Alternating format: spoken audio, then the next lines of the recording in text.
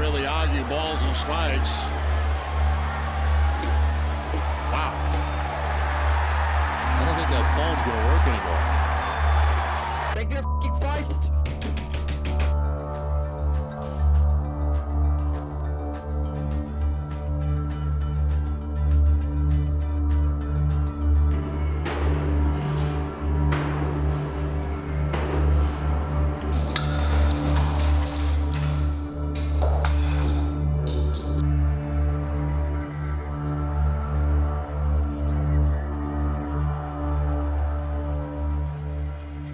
The idea that aggression is okay, or what, I think that is coming as a message from everywhere.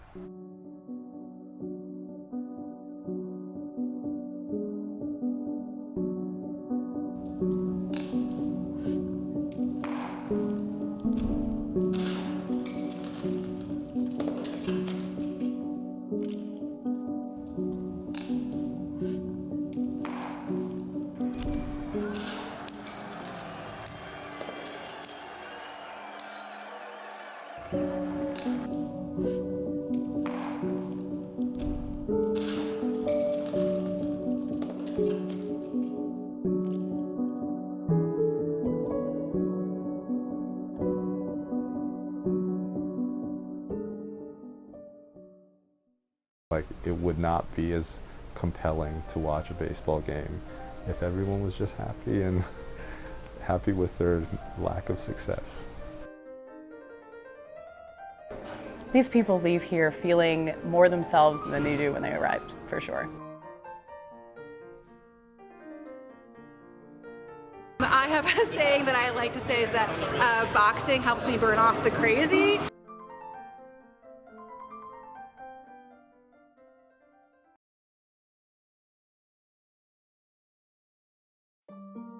Welcome to NBC News Daily. We begin with the powerful and damaging storm sweeping across the country. This is the scene today in central Oklahoma. The storm tearing apart homes and businesses and flipping over cars. Next thing you know, I see a big plume of smoke, black smoke, car on its side, flames everywhere. I'm Ron Pitts, and you are about to see some of the most unbelievable moments of destruction ever caught on camera. Cultural expectations, culture has a huge influence on our behavior, independent of whatever's happening in our brains. So like, our brains are going to give us some, I mean, it's not like, even if I think about what a feeling is also defined by all these things that are happening around us in our culture. But it gives us some of the biology of that. You might see a desensitization in something like, I show a picture of something graphic to a kid, they're not emotionally responding as much as they used to. And that can be a problem in terms of social interactions, and for sure. But the anxiety, I think the anxiety is still very high and still there. And I think the idea that aggression is okay, or what, I think that is coming as a message from everywhere. You're not bashing anything in particular. There's an innate value, and being aggressive is part of human nature, and there's a good side of that, and all that kind of stuff. We're naturally competitive. It's good to be competitive. There's an endorphin response to that for a reason, but good to understand that in the context of the bigger picture and what it actually may be representing on a larger scale. 50 million Americans, almost 20%, are experiencing some sort of mental illness, and more than half do not receive treatment. I've never felt so much stress in one school year. If the society is stressed, and what kinds of things stress society? Well, there's too many people, not enough resources. I don't fit into society anymore. My innate values in question. So if that's a source of stress, let's say, and let's say that that's exacerbated by megaphones like social media, or things that make it impossible to have any solitude or regroup because you're always targetable and accessible, then you can imagine that could set the stage for a sort of a societal stress. And using that model, two ways that society can be stressed, or the reaction can be kind of an involution, people seeking to get disability, seeking to be dependent, or people going in the more aggressive direction. Aggression is part of a defensive response for many. There is an aspect of aggression that comes out of that. Like in my sort of neuroscience of emotion world, there have been conversations for 30 years over the difference between fear and anxiety, but most of the things that talk about what anxiety is, that anxiety doesn't necessarily have a specific stimulus, it's just feeling on edge, it's just feeling vigilant all the time. There is generally speaking, a gratifying aspect to expressing aggression because there's the subjective experience of overpowering something or exerting energy for the purpose that you are trying to fend off. And so in the moment, there's a sense of that kind of like a momentary sort of sense of vindication. But if you have to do that 5 times a day, it's nature's way of saying, it's probably not a great solution, or you're really missing the point on some level, and having to expend energy in that way may be a way of understanding what exactly are you working so hard to fend off. Some people are monetizing this trend, and they're opening up different services to allow people to express these things. Toronto's first rage room. The idea is from Serbia. The caveat to that, I would say, is I would much rather see a sort of an awareness of what's going on rather than cottage industries springing up to sustain otherwise dysfunctional behavior. Like if you think about things that reduce or help mitigate stress effects, like exercise, one that's in the science for sure, mindfulness has been meditation, those kinds of things certainly work. But one of a very large impact on our anxiety is actually isolation.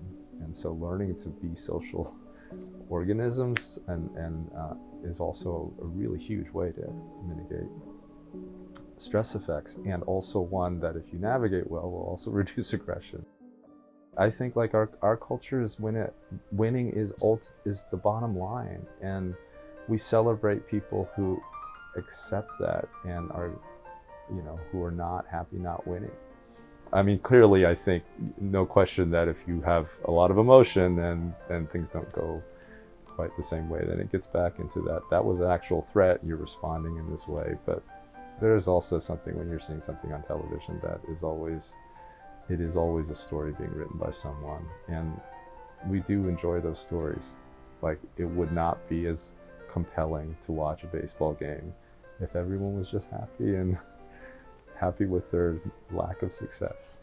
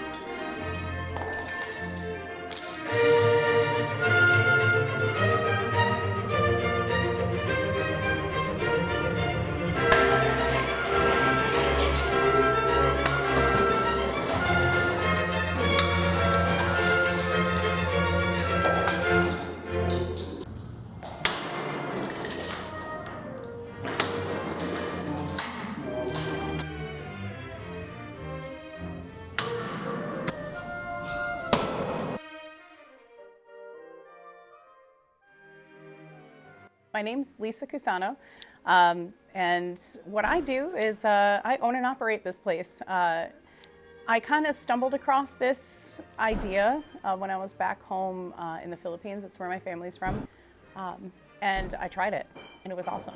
I felt like empowered when I left there. I felt like I could just do anything. So I actually was 13 years in healthcare prior to this, and I was having a rough day at the office and I wanted to go back and just like break stuff. So we decided, my husband and I, to open up this place here and see if other people needed it as well. Some people come here for entertainment. It's just something fun and different to do for date nights. And usually, you know, I'm a pretty friendly person, so they always end up having a good time. But a lot of people do use it for release, grief and pain of so much just that people go through. People don't freak out like this, and it's frowned upon. It's kind of taboo.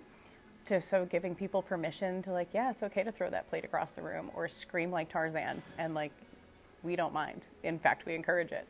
My name is Carmine, and I work in the back rooms, like, of the relief room. So I like clean the rooms and like set up the rooms and flow out inventory like keyboards and printers. The owner is Lisa. She's my mom. It's nice to know, like, we help people in whatever way it is, whether that's like for therapy or just like to have a fun time. In the beginning part, actually, I was unsafe and I wasn't wearing like special boots when I was working in the back, and I stepped on a nail, and she probably remembers, when I stepped on the nail, I like came wobbling out, and I was like, my foot is bleeding, and they're like, what?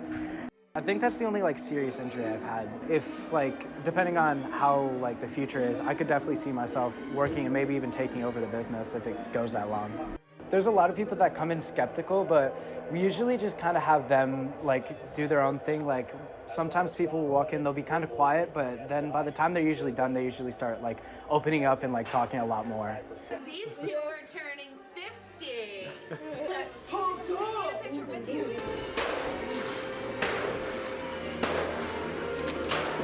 Does it feel better? Hell yeah.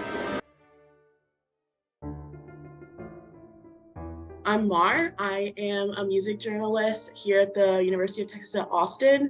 I write for Afterglow Music Magazine. The majority of the body of my work revolves around documenting the DIY metal and hardcore scenes. The general person will come to a hardcore show and you kind of see it and you're like, this is kind of scary. Like, why are these people getting together and saying that like they love each other, and then like one of them comes out with a black eye? But I think it's mainly just, especially for people that are into heavy music, it's definitely sort of like a release. I think the content, especially if you're moshing to heavy music, if you're involved in a heavy music scene or genre, I think it definitely takes like a specific kind of person. And I think that that music tends to be a release, and it's just sort of fun. I was really drawn to not only the music, but the fact that it seemed like it was, yeah, this violent, this angry music, but there was like a really soulful message. It was a message of like, we've all been through shit, like we've seen all of this stuff, and this is kind of a space where we can like talk about that and sort of whatever, like throw punches and talk about all this like really heavy shit. But I think it's a release for a lot of people. And I think the fact that there's a whole community of people out there that are really dedicated to this music also makes people feel a little bit at home, that there's a community. There's a sense of awareness that needs to be built. If you know, I know that, for example, me, I can go to my local venue like down the street and I can go to the show and I'll stand in the front. Nobody's gonna hit me in the face. Like, we're in Austin, Texas. I'm not gonna do that same thing in the heart of Brooklyn, New York. Like, I don't think that mosh pits are necessarily dangerous. It's just like the people that are in them that need to have the awareness. At first, people thought we were crazy. They're like, are you nuts? You're gonna like get hurt. And we were like the only ones that I knew of that were doing it. And then found out that there were at least 70 other people at the same exact time opening up the same type of places, all within a year or two of each other. My name is Jennifer Jiffy Morales, and I am the owner and creator of Smash Therapy. I really wanted to create a space specifically for people that needed to cope and wanted to vent for whatever purpose. Like if it was like channeling emotion or healing or grieving. I want to say about 90% of the time I see a difference in people when they come out the room. Sometimes they're a little nervous before they go in because they know that they're really there for a reason. And sometimes when they go in for fun, they didn't even know that when they get in the room, things would happen. Like they'll just cry or they'll start screaming because they know that they can. There is no other place I know of that says, yeah, go freak out. It's perfectly cool to not be okay today. Like, you don't have to pretend like everything's okay anymore. Like, you can just cry and scream. And I think there's some value in that. People talk about this love and light movement and like everything's so positive, and I wholeheartedly believe that, but there is no positive without the negative. I don't know. I don't think it's a sense of healing. I think it's more people feeling that by being angry, they are more in control. And I think that is where sort of the healing comes with, because, and it might be unhealthy, that is a case that can be made, but I think a lot of times people feel more empowered when they're angry versus when they are sad. I've heard definitely both sides of the situation, you know, where they're like, oh, this like condones violence. People were saying like it was stupid, nobody's gonna pay for that, that's a crazy idea. I even got into an argument with one of the head psychiatrists at my facility. He was saying that I was creating borderline personalities and I was allowing people to like outwardly be crazy.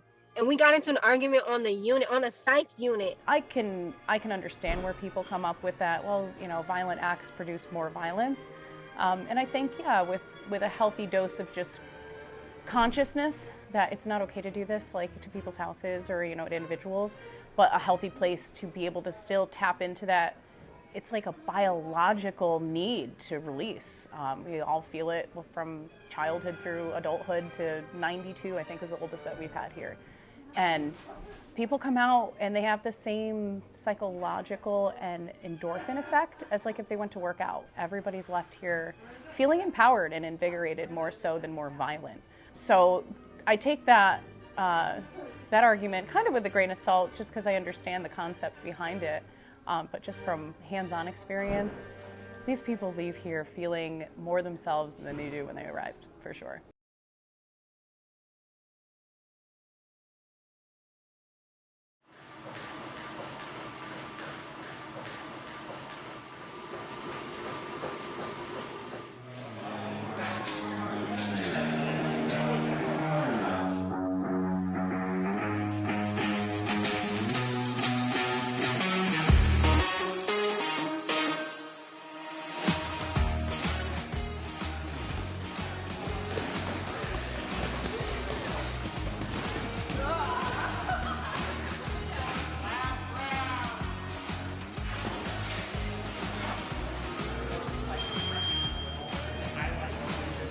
I started out as a young, angry man, and slowly I learned how to discipline myself. I learned how to structure my time.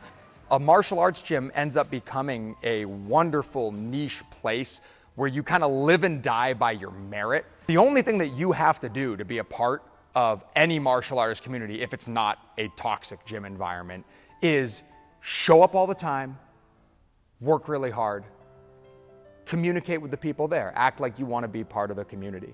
There is this transitionary element as you progress from like learning the techniques in isolation to doing them with a person and pulling the trigger on them in the composure test that is sparring and is fighting. So it's Sunday at Combat Fitness and Team Bambera Boxing just finished their sparring.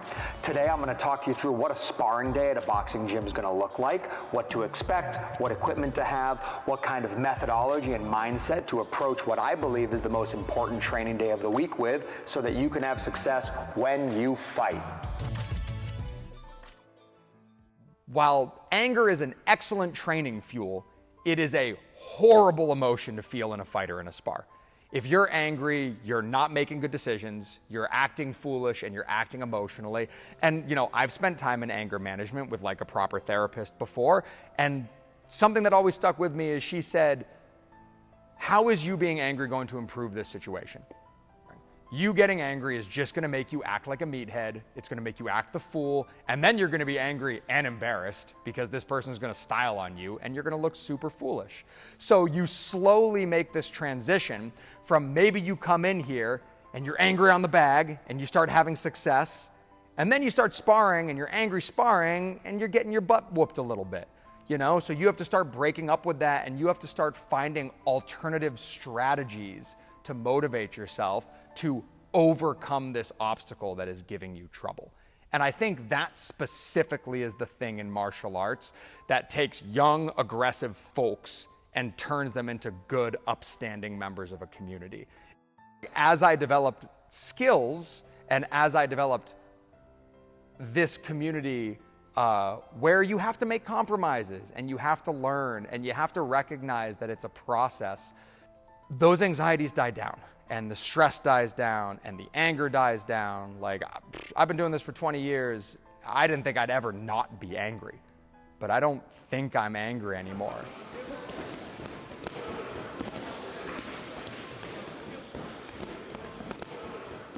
Afterwards, you feel like a wet noodle. You're like rinsed and good to go. And it's so physically stressful. Like, it can also be mentally stressful, but once you get to a good place with it, you learn how to manage that, which is a good skill. But like, then it's just like this immense amount of physical stress. And then afterwards, nobody's trying to punch you in the face. Nobody's hitting you in the leg. Your leg's not hurting, and you're just like, everything's good. It's like a energy purge.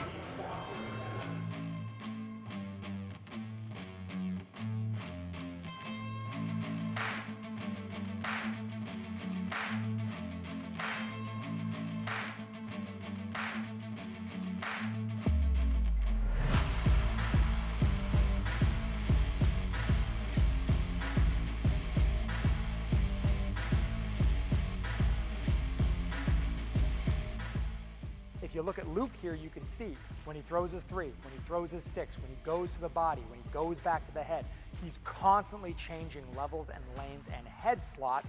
And without him doing anything, he's making himself a tough target to hit and a tough target to follow. Some individuals, again, like young, aggressive folks, therapy isn't going to speak to them. They're not open to that. You know, you have to meet this young, aggressive kid where they are. And this kid doesn't want you to grab him. He doesn't want to sit down and talk to a therapist. He doesn't want to listen to ASMR.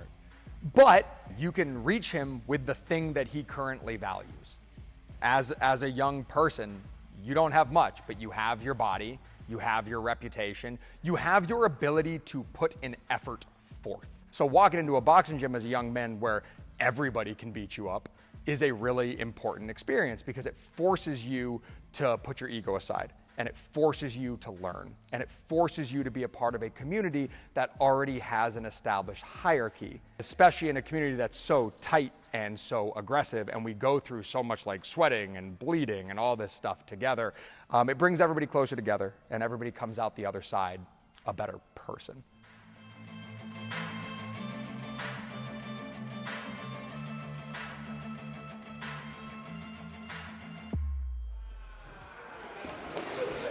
I have a saying that I like to say is that boxing helps me burn off the crazy. I'm sure you could phrase that different ways, but I'm sort of a high energy person, but managing stress from everything from like work to like just life, and I find those sort of things do not bother me because I get my good workout in, and there's nothing more wonderful about hitting something really, really hard when you're pissed off. I think the thing that martial arts provides is that while you are doing it and while you are releasing that anger, you are developing a skill. And you will take pride in that skill. I'm not trying to talk smack, I'm just spitballing here, but that's something like I don't think a rage room necessarily gives you. I don't think ASMR necessarily gives you. I would hazard a hypothesis that those things are probably really good to like pacify acute feelings of anger, but I don't know if they psychologically redirect that anger into something more productive and valuable. I feel like it would be fun to go in there and like mash up a rage room. That'd be super cool. Swing a sledgehammer around. But again, I don't know what I'd be leaving with. I don't know if that's necessarily productive. That doesn't mean that it's bad. Like playing a game of darts or going to an axe throwing place isn't productive, you know, but it's a lot of fun. But I don't know if a rage room is necessarily something that would suppress rage. Again, it feels like a Band-Aid on a bigger issue. I've seen people come here for a lot of different reasons. Everyone's super friendly. A lot of people think it's like, oh, like a rough sport, like you're not gonna find a lot of friends, but if you join a gym, everyone's here just trying to teach you and learn off each other, and it's really sick overall. So I was 360 pounds. I'm now 230 pounds. It's a good community. It's a nice place to do this at, very knowledgeable. Lost that much weight, so definitely a good place to be. But everybody sticks around for the same reason. You know, people might come here because they want to lose 20 pounds, or people might come here because they want to learn how to fight, or people might come here because they're angry at their stepdad, or whatever. There are a million different reasons why people come in the door, but the real reason people stick around is because when you have the confidence that you're working hard and that you're developing a skill, it helps quiet all of that anxiety and all of that stress and all of that noise. Those frustrations just get dulled and dulled and dulled because now they have something that they're proud of.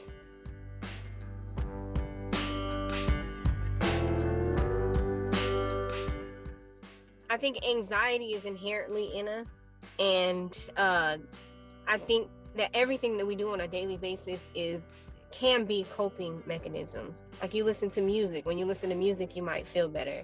When you do something physical, you might run. That might make you feel better. Everybody has something that they do that makes them feel better, and some people just turn to destroying objects. People don't freak out like this, and it's frowned upon. It's kind of taboo. So giving people permission to, like, yeah, it's okay to throw that plate across the room or scream like Tarzan, and like, we don't mind. In fact, we encourage it. So it's really interesting what we get to do on a psychological basis.